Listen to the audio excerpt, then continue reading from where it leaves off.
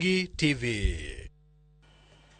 Jatend piny Kenya William Ruyo yanga log tich mar SHA mabiro bedo kod chwalo ote mag ambulance kendo mabiro itiyo godo euro ambulance ni jotuo e gwenge duto mathur kae. Nyaka sani ma ambulance 1,000 osendikore matiyo kod SHA kendo ibiro chul bang' tich kod okumbano. Ka yuto moilero ja Kenya mora mora mosendikore kod SHA bed ni ochudo kata ok ochudi ibiro ting' kod ambulance ponono ni dwaro nitiere. Gikone jatend piny William Ruyo keto e tim thieth ma okwongo ne oganda jo Kenya kokalo e pend chik mar aguch SHA malose wi thieth mar Ruyo mano emergency, tuoche matama chronic kod thieth ne jotuo ma ohewre critical illness fund. Chenro ni ma otimi log tich mar SHA oketo ayanga chako tich mar laini madhi neno ni jopiny madwaro kony mag ambulance e pachoka oyudo kony mapiyo kendo nono maonge chudo bang' SHA donje winjruok kod ambulance gi. E nyisruok ma otimi log tich mar SHA, laini nyiso wuoth mar ambulance yare kama jatuo nitie nyaka e kar thieth ma bende SHA nyalo neno poni ni kod otanda gi gige thieth ma oromo rwako jatuo.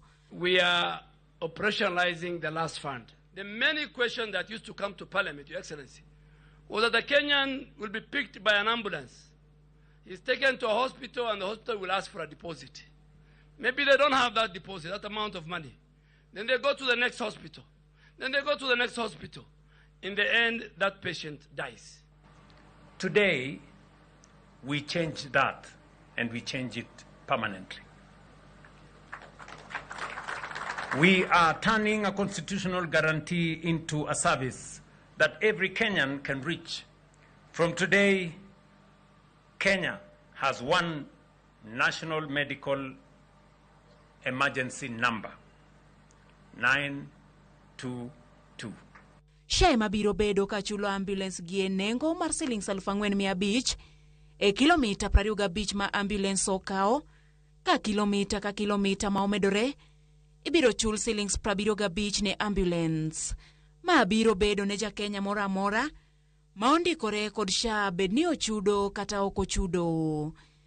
This protection applies whether the patient is registered with SHA or not, and whether or not they have paid for SHA. No deposit, no guarantee, no negotiation, no relatives running around looking for money.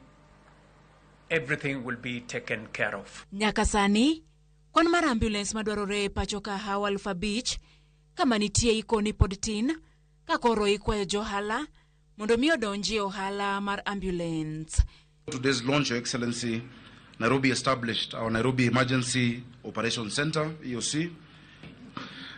Today, the center coordinates, Your Excellency, 18 basic and advanced life support ambulances, and I'm very proud that in the next 2 weeks I'm adding another 20 advanced life support ambulances. Across the 47 counties, county governments have collectively invested in 586 ambulances to strengthen emergency medical services.